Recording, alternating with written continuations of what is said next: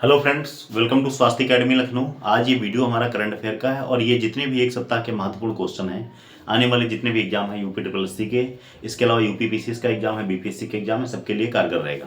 तो आइए इसको शुरू करते हैं।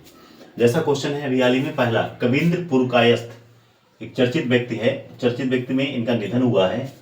पूछा जा रहा है ये कौन थे, तो ये एक राजनेता थे। इनका अभी हाल ही में निधन हो गया। इनका क्या नाम था? इनका नाम था कविंद्र पुरकायस्थ और ये 94 वर्ष में इनका निधन हो गया। इंपॉर्टेंट क्वेश्चन है। अगला है, महाराष्ट्र में मिले टाइगर क्यूब को किस अभयारण्य में स्थानांतरित किया गया? तो ध्यान रखिए, महाराष्ट्र में जो अभी हाल ही में क्या मिला था टाइगर क्यूब, उसको उसको किस अभयारण्य में स्थानांतरित किया गया?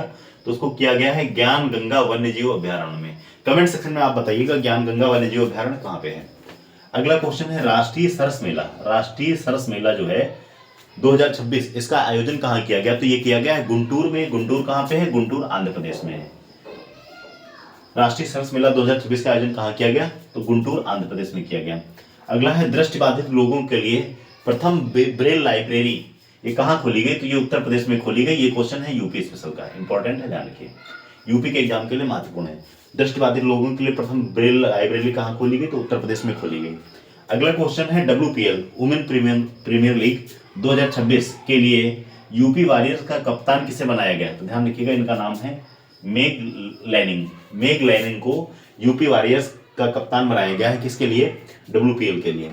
नेक्स्ट क्वेश्चन है, युवा अनाथों का विश्व दिवस कब मनाया गया? युवा अनाथों का विश्व दिवस ये मनाया गया 6 जनवरी को, इंपॉर्टेंट है।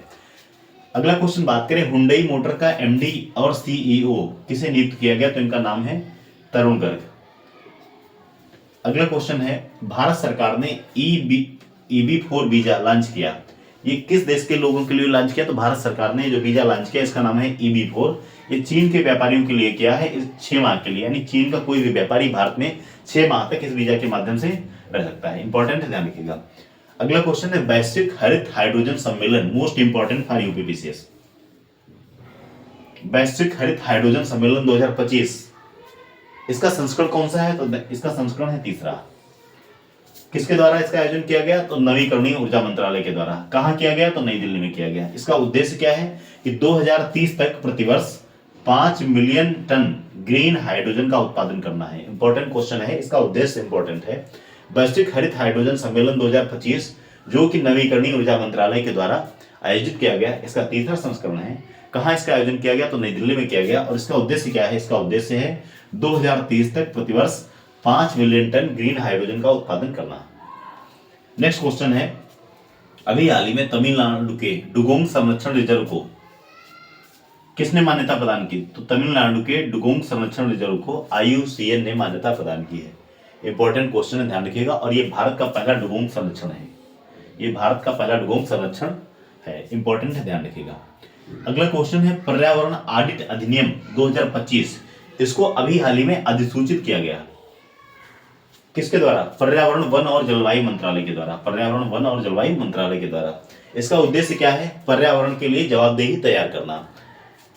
पर्यावरण ऑडिट अधिनियम 2025 को अधिसूचित किया गया पर्यावरण वन और जलवायु मंत्रालय के द्वारा। इसका उद्देश्य क्या है? तो इसका उद्देश्य है पर्यावरण के लिए जवाबदेही तैयार करना।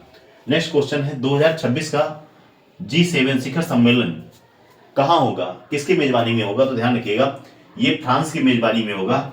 अगर बात करें इसका जो 52वां संस्करण है G7 का, इस बार कौन सा संस्करण है? 52वां। कमेंट सेक्शन में बताइएगा 51 संस्करण कहां आयोजित हुआ था। और ये G7 की अगर स्थापना की बात करें तो ये 1975 में हुई थी। इसका कोई औपचारिक मुख्यालय नहीं है, ध्यान रखिएगा। G7 की स्थापना 1975 में हुई थी। हालांकि उस समय G7 ना होकर के G6 था।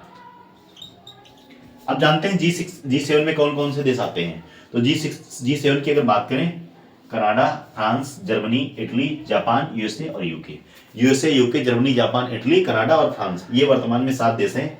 2014 के पहले इसमें 2014 में रूस को इससे बाहर कर दिया गया था। उस समय G8 हुआ करता था, ध्यान रखिएगा, जब रूस ने क्या किया था? क्रीमिया पर अटैक किया था। अगला क्वेश्चन क्या है? विश्व हिंदी दिवस। तो विश्व हिंदी दिवस को मनाते हैं 10 जनवरी को मनाते हैं। राष्ट्रीय हिंदी दिवस को मनाते हैं तो 14 सितंबर को मनाते हैं। राष्ट्रीय शिक्षा दिवस, नेशनल एजुकेशन डे को मनाते हैं तो 11 नवंबर को सेलिब्रेट करते हैं। अगला क्वेश्चन है, राष्ट्रीय समुद्री दिवस, ये 5 अप्रैल को मनाते हैं, नेशनल मैरीटाइम डे। अगला है राष्ट्रीय टीकाकरण दिवस, 16 मार्च को मनाते हैं, नेशनल वैक्सीनेशन डे। अगर बात करें युवा अनाथों का विश्व दिवस कब मनाया गया, तो 6 जनवरी को मनाया गया। इंपॉर्टेंट है, ध्यान रखिएगा। पराक्रम दिवस आने वाला है, इंपॉर्टेंट है, जनवरी माह का दिवस है। कमेंट सेक्शन में बताइए ये किसके उपलक्ष्य में मनाया जाता है। ये एक सप्ताह के महत्वपूर्ण क्वेश्चन आंसर है, एक बार इसको फटाफट रिवाइज करा देते हैं। कविंद्र कायस्थ, अभी हाल ही में इनका निधन हो गया, ये राजनेता थे, 94 वर्ष की आयु में निधन हो गया। टाइगर क्यूब को किस अभ्यारण्य में स्थानांतरित किया गया, जो कि महाराष्ट्र में मिला, इसे किया जाएगा ज्ञान गंगा वन्यजीव अभ्यारण्य में। अगर बात करें राष्ट्रीय सरस मेला का आयोजन कहाँ होगा, कहाँ हो चुका है फिलहाल, ये गुंटूर आंध्र प्रदेश में। दृष्टिबाधित लोगों के लिए प्रथम ब्रेल लाइब्रेरी कहाँ खोली गई, तो उत्तर प्रदेश में खोली गई। राष्ट्रीय समुद्री दिवस 5 अप्रैल को मनाते हैं। राष्ट्रीय टीकाकरण दिवस 16 मार्च को मनाते हैं। और टीकाकरण से संबंधित एक मिशन है, उसका नाम है, ध्यान रखिएगा, मिशन इंद्रधनुष। अगला है युवा अनाथों का विश्व दिवस, 6 जनवरी को मनाते हैं। अगला है हुंडई मोटर का एमडी और सीईओ किसे नियुक्त किया गया, तो तरुण गर्ग को नियुक्त किया गया, ध्यान रखिएगा। कमेंट सेक्शन में बताइएगा हुंडई मोटर ये किस देश की कंपनी है। भारत सरकार ने EB4 वीजा लॉन्च किया, किस देश के व्यापारियों के लिए, तो चाइना के व्यापारियों के लिए लॉन्च किया गया है। वैश्विक हरित हाइड्रोजन सम्मेलन 2025, इसका उद्देश्य क्या है, तो इसका उद्देश्य है 2030 तक प्रतिवर्ष 5 मिलियन टन ग्रीन हाइड्रोजन का उत्पादन करना। इसका आयोजन कहाँ किया गया, तो इसका आयोजन किया गया नई दिल्ली में। किसका, वैश्विक हरित हाइड्रोजन सम्मेलन 2025। ये इस बार का तीसरा संस्करण है।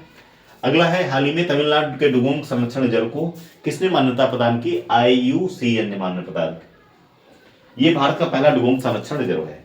पर्यावरण ऑडिट अधिनियम 2025 को अधिसूचित किया गया किसके द्वारा, तो पर्यावरण वन एवं जलवायु मंत्रालय के द्वारा। इसका उद्देश्य क्या है, पर्यावरण के लिए जवाबदेही तैयार करना।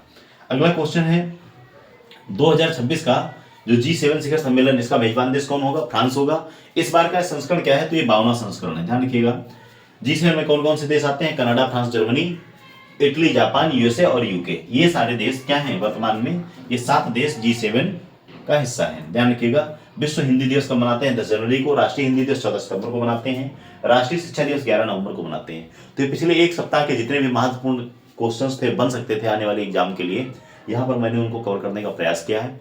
इस वीडियो को ज़्यादा से ज़्यादा अपने दोस्तों को शेयर कीजिएगा। अगर आप पहली बार हमारे चैनल पर हैं तो आप हमारे चैनल को सब्सक्राइब कर सकते हैं और वीडियो को लाइक करना मत भूलिएगा। Thank you very much.